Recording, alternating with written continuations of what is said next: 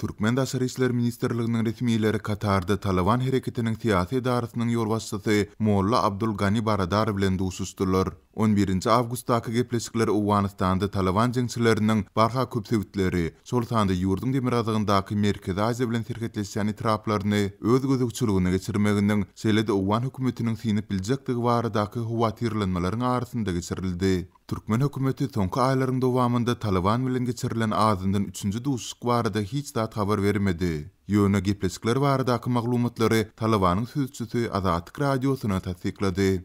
خدا کنه جو رو صحتمند باشین مرادی صاحب بله ملا برادر خون با Molla Abdul Gani Baradar Türkmenistanyň Daşary işler ministrliginiň resmiýetleri şeýle-de Özbekistanyň prezidentiniň Awganistan boýunça ýürütýän wekili bilen gepleşik geçirdi. Onuň dowamında regiondaky möhüm meseleler, Awganistandaky ýagdaýlar barada gurrun edildi diýip Talibanyň medeniýet wekili Zabihullah Mujahid 12 awgustda Azatlyk radiosyna gurrun berdi. کرده و با وزیر خارجه ترکمنستان هم دیدار کردن پیرامون مسائل مهم منطقه و افغانستان رو صحبت کردن. Ol Türkmen baş diplomatynyň ordunbasary Vefa Hajiýew bilen geçirilen gepleşikleriň dowamında iki ýurdun arasyndaky sowda gatnaşyklaryny üstürmek mümkinçilikleriniň hem maslahat edilendigini sözüne goşdy.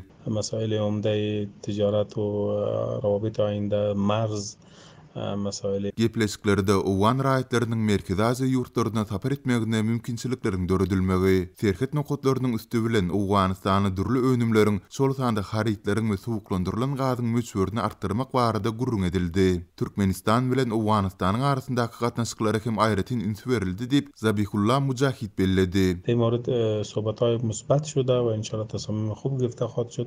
Görnüşine görä gepleşikleriň dowamında resmi Aşgabatyň jeňsi topary bilen iki goňşy ýurdun arasyndaky iki taraplaryň gatnaşyklary maslahat etmegi, Türkmen häkimetleriniň Talibany Awganistanda kanuny häkimet hökmünde ikrar edýändigine işaret edýär. Galy berse de 11 awgustda Talibanyň Katardaky siyasi idarasynyň wekili Suhail Şahin özüniň Twitter hasabynda Türkmen tarapy bilen geçirilen gepleşikler barada maglumat berip, olaryň dowamında iki taraplaryň gatnaşyklar, serhet meseleleri, ykdysady proýektler, şol sanda Türkmenistanyň Awganistandaky diplomatik wekilhanalarynyň howpsuzlygy meseleleriniň üns merkezinde bolandygyny aýtdy. Mundan başga da Şahiniň sözlerine görä Taliban goňşy ýurdun Awganistandaky diplomatik merkezleriniň we ykdysady proýektleriniň howpsuzlygy boýunça ynandyryp, iki ýurdun arasyndaky dostlukly diplomatiýatyň gatnaşyklarynyň geljekde has hem ilerlejekdigine umyt bildiripdir. Türkmenistanyň Daşary işler ministrligi we resmi habar serişleri bu duşuşyk şeýle-de resmi Aşgabatyň jeňsi topary bilen Talibanyň wekiliniň sözlerine görä bardygy aýdylýan dostlukly gatnaşyklary barada hiç hili maglumat bermedi. Azatlyk radiosynyň dowamly tinçliklaryna garamazdan bu barada ýurdun daşary siýasat idarasyndan kommentari almak hem başartmady. Şol bir wagtda Twitterdäki ýagdaýlary ýakyndan izleýän käbir bilermenler Taliban jeňçileriniň berýän wagdalaryny şüpheli garaýarlar.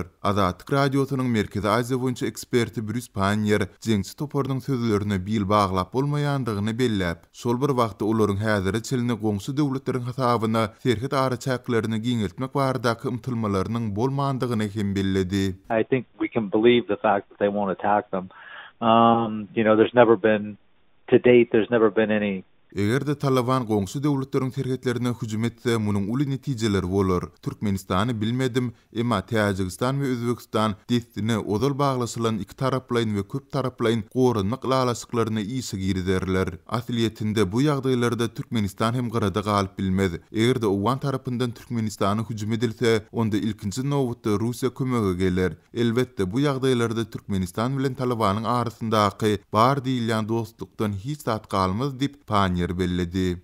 Totally ruin any chance of any kind of friendly relations they would have with Turkmenistan. Ol Talibanyň ozalky häkimeti döwründe jeňçileriň esasan bir kanun nese teristleriniň sowdasyndan gelýän girdijileri bil baglandygyny, egerde olar öňkü tejribe eýerip narkotik jisimlerini Merkezi Aziýa ýurtlaryna, hususan da Türkmenistana aşyrjak ýa-da üstünden tranzit geçirjek bolsalar, onda dostlukly diýilen gatnaşyklaryň ýene üýtgejekdigini aýtdy. If the Taliban wanted to reestablish that, or in the amount of narcotics being seized along the Afghan-Turkmen border increased, hugely, dramatically. Bu ýagdaýlarda Türkmen hökümetinde Talabanyň wagdalaryna näme derejede bil baglap boljakdygy barada şüpheler dörer. Garat umuman aýdylanda Talabany ynam edip bolmaýar. Olar juda köp wagda berýärler. Häzir olar ýurdun içine dolu özgödükçiligine geçirmek uğrunda tagalla edýärler we olara garşy çykýanlara daşardan himayatyň berilmeginiň öňüne aljak bolýarlar. Munuň üçin olar itilendi koptuzlyk wagdalaryny bererler.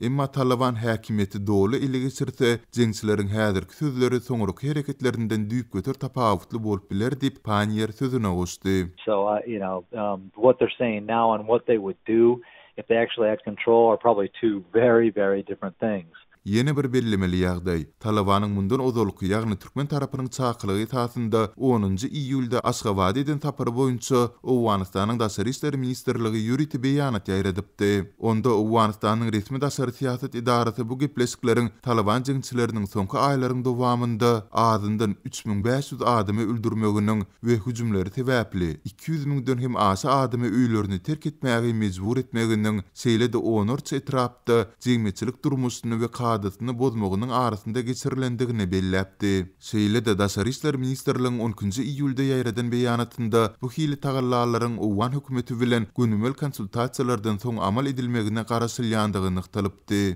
Azatlyk Taliban wekilleriniň türkmen resmiýetleri bilen geçiren soňky duşsugy boýunça Owganystanyň Daşary işleri ministrligi bilen habarlaşanda edaranyň wekili bu boýunça reaksiýa bildirmekden saklandy. Ýatlatdyk Talibanyň wekiliýeti şu ýylyň fevralynda hem türkmen hökümetiniň çakylygy esasynda Aşgabatda gelipdi. Taliban hereketiniň ýolbaşçylary bilen gepleşikler Owgan türkmen serhedinde ýagdaýyň agyrlaşýan, şol tanda Owganystanda Taliban jeňçileriniň barha köp sebitleri, ýurdun demir adygyndaky Merkezi Aziýa, ýagny Türkmenistan, Özbekistan we Täjikistan bilen serhetleşýän etraplaryny özgödükçiligine geçirýän mahalyna gabat gelýär. Azatlygyň ýagdaýlardan habarly çeşmeleri Türkmen Owgan serhedindäki ýagdaýlaryň howtalalydygyny belläp, ýurdun harby bölümlerinden Owgan serhedine goşmaçy güýçleriň iýerlendigini aýdarlar. Owganystan bilen serhet araçagy bolan beýleki Merkezi Aziýa döwletleri, ýagny Özbekistan we Täjikistan 10-njy awgustda Russiýa bilen Owgan serhetiniň golaýyndaky bilelikdäki harby türgünleşikleri tamamladylar. Oňa 2500 töweregi Rus, Täjik we Özbek gullukçylary gatnaşdy.